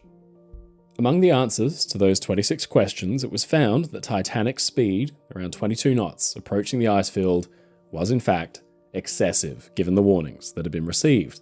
At least 8 lifeboats were lowered with space on board for more passengers, and that the nearby ship Californian failed to render aid when Titanic was visible from their position and firing distress signals. In one section of the final report, the board concluded that, quote, "The disproportion between the numbers of the passengers saved in the first, second, and third classes is due to various causes, among which the difference in the position of their quarters and the fact that many of the third-class passengers were foreigners are perhaps the most important. And yet, just a few lines down, when asking the question, was the construction of the vessel and its arrangements such as to make it difficult for any class of passenger or any portion of the crew to take full advantage of any of the existing provisions for safety, the report simply answered, no, totally ignoring the fact that the third-class passengers were berthed far away and below the boats in endless twisting corridors that all looked the same, with no direct access to the boat deck at all. In many cases, nobody came to help them or tell them where to go. No third-class passengers were even asked to give their testimony at the British inquiry, even though more than 500 of their number had died on the night, an outrageous omission that by itself, in my opinion, casts a massive shadow of doubt over the entire proceedings. The report and the inquiry itself had been thorough, frustratingly so at times, and yet while it seemed to take pains to get to the bottom of some of the most intricate details, it merely glossed entirely over other big issues.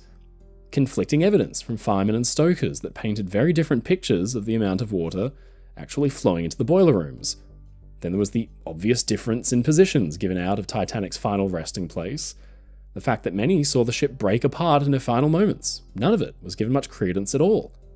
A cynical mind might suggest that Mersey was trying his best to paint the situation with as positive a light as possible. Yet it had been a tragedy, that was certain.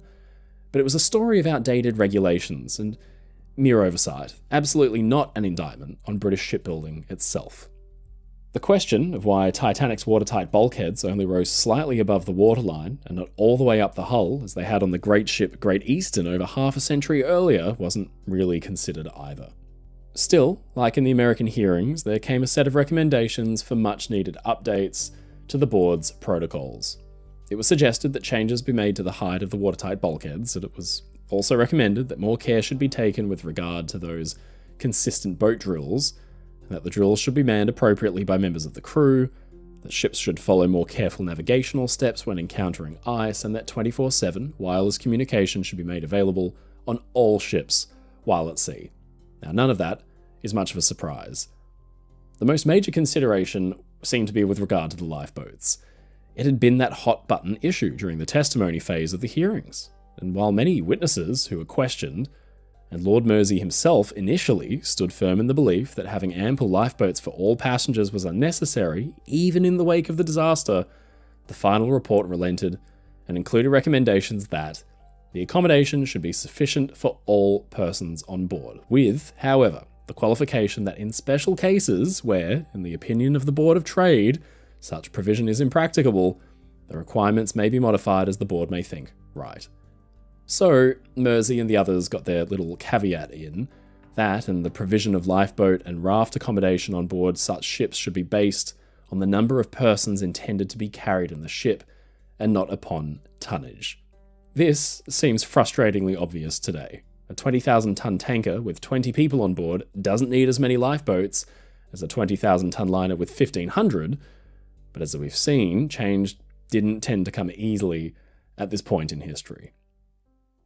Then there came the matter of the Californian.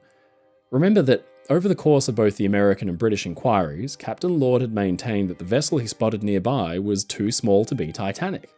That he had no reason to believe the ship he saw was in any danger, assuming the flares simply to be company signals of some kind. But the report disagreed. It said, the Titanic collided with the Berg at 11:40, the vessel seen by the Californian stopped at this time, the rockets sent up from the Titanic were distress signals, the Californian saw distress signals, the number sent up by the Titanic was about 8, the Californian saw 8, the time over which the rockets from the Titanic were sent up was from about 12:45 to 1:45 o'clock. It was about this time that the Californian saw the rockets. At 2:40, Mr. Stone called to the master that the ship from which he had seen the rockets had disappeared. At 2:20 a.m., the Titanic had foundered. It was suggested that the rockets seen by the Californian were from some other ship, not the Titanic, but no other ship to fit this theory has ever been heard of. And to Lord's argument that they could not have rendered aid to Titanic thanks to the ship's comparatively slow speed and the presence of nearby ice, the report gave the following rebuttal.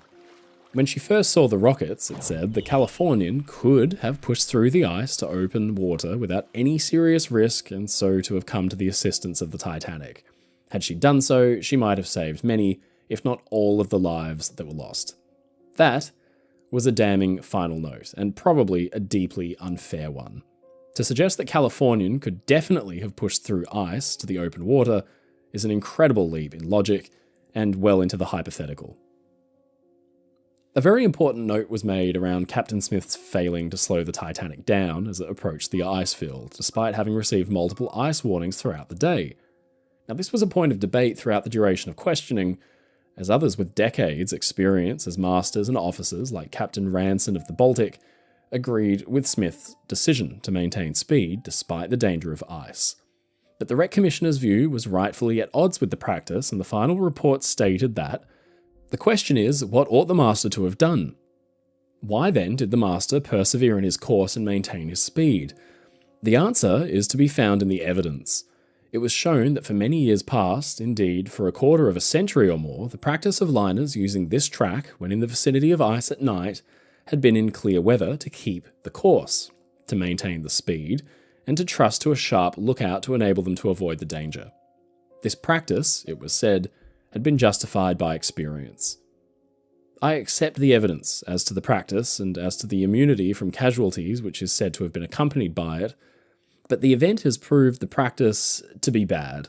Its root is probably to be found in competition and in the desire of the public for quick passages rather than in the judgment of navigators. In these circumstances, I am not able to blame Captain Smith. He was doing only that which other skilled men would have done in the same position. The evidence shows that he was not trying to make any record passage, or indeed any exceptionally quick passage. He was not trying to please anybody, but was exercising his own discretion in the way he thought best. He made a mistake, a very grievous mistake, but one in which, in face of the practice and of past experience, negligence cannot be said to have had any part. And in the absence of negligence, it is, in my opinion, impossible to fix Captain Smith with blame. It is, however, to be hoped that the last has been heard of the practice and that for the future it will be abandoned for what we know now to be more prudent and wiser measures. What was a mistake in the case of the Titanic would, without doubt, be negligence in any similar case in the future. Now this is an incredible statement. Never mind that Smith had failed to post additional lookouts forward to assist in the spotting of ice, something that Captain Rostron on Carpathia did that very same night. Never mind that Smith had final say over the course, speed, and operation of his ship. Titanic had met its demise under Smith's command, and yet the captain was found entirely free of blame. In a similar maritime court over a decade earlier, a Captain Watkins of the SS Paris made a slight mathematical error and ran his ship onto the rocks off Cornwall. The inquiry found that his error alone constituted negligence, and despite his many years at sea, his career was over. Meanwhile, in the case of Captain Smith, a kind of distinction was drawn between simple mistakes and negligence that Watkins was never afforded. The difference was that Watkins had been captaining a liner over a decade old that had actually survived the event, while Titanic, the newest and finest ship afloat, had cast a pall over the entire British shipbuilding industry and merchant marine with its sinking. To suggest that Captain Smith was to blame would cast scrutiny over every British captain and their employers to boot. Better to suggest that Smith had made a mistake, but was also somehow not to be blamed. Now, just how those two conclusions managed to coexist peacefully in the mind of the Board of Inquiry is a mystery. The inquiry suggests blasting through known ice was just the done thing, even though Californian and other ships had decided to stop for the night instead. Of course, the hearing stopped short of placing any blame on the Board of Trade and the White Star Line. With the good name of British shipping on the line, this was a predictable outcome. In the view of the Board of Trade, directly implicating themselves or the White Star Line would result in massive reputational damage that would have devastating consequences for the entire British merchant marine at a time when Atlantic dominance was threatened weakly by emerging German and French competitors. That ships like Titanic could go to sea with more than 2,000 people aboard and no evacuation plan, no real thought given to what might have happened in the worst-case scenario, is almost inexcusable. For representatives of the Board of Trade to grill the likes of Charles Lightoller over their handling of the evacuation is insulting because it was the board's own pathetic, plodding governance of safety at sea that had ensured Titanic's officers were completely unprepared on the night. This was in direct contrast to the American inquiry, which suffered from a lack of technical expertise, but was free from most of the conflicting interest of its British counterpart. It didn't hesitate to call a spade when it came to the negligence of Titanic's captain and the outdated standards and expectations that ultimately led to the loss of the ship and nearly 1,500 lives. In his memoir, Charles Lightoller put it succinctly when he wrote, "A washing of dirty linen would help no one. The Board of Trade had passed that ship as in all respects fit for the sea. Now the Board of Trade was holding an inquiry into the loss of that ship, hence the Whitewash brush. With the Rep Commissioner's inquiry finally concluded in the summer of 1912, White Star's headaches were still far from over. The company now needed to contend with the slew of lawsuits in the months following the disaster, with hundreds of claims quickly piled up, totaling over $16 million in damages, an absolute fortune today. It was clear the White Star Line wasn't out of the woods yet. That was a staggering amount of money, and the company was keen to reduce the financial stress they were under, while still reeling from the loss of their newest and potentially most profitable ship. This would lead to a whole new set of proceedings in New York the following year, where White Star appealed to considerably reduce the amount of losses the company was responsible for. The limitation of liability hearings, as they were known, were later settled in White Star Line's favour, and ultimately the company was found to be liable for just $664,000 worth of damages as a result of the disaster. Titanic's story is one of many tragedies. 1,496 individual tragedies for every one of the victims who lost their lives, hundreds more for those that survived but carried the emotional scars for the rest of their lives. Titanic existed in an incredible, bizarre, heady place and time when companies raced to outdo one another at breakneck pace with the newest, latest technology, when the operators, the captains, and the crews were under such pressure to maintain that regular schedule, they sped happily through fields of towering ice. But underlying all of it was a more insidious race, the rapid build-up of arms between Britain and Germany, the building of massive warships that harnessed technologies that had been perfected on ocean liners. To admit liability on the world stage would be a national shame, an international embarrassment. Lord Mersey would go on to oversee more maritime inquiries, including those into the losses of the Empress of Ireland, and perhaps most contentiously, the Lusitania. Each time, he seemed intent on clearing the operators and, most importantly of all, the government of blame. The inquiry into the sinking of the Titanic did have some lasting, meaningful impacts. It changed the way ships were built for the better, and mandated the use of lifeboats for all, but it failed to hold those truly to blame to account. To do so, they would have had to have looked in a mirror.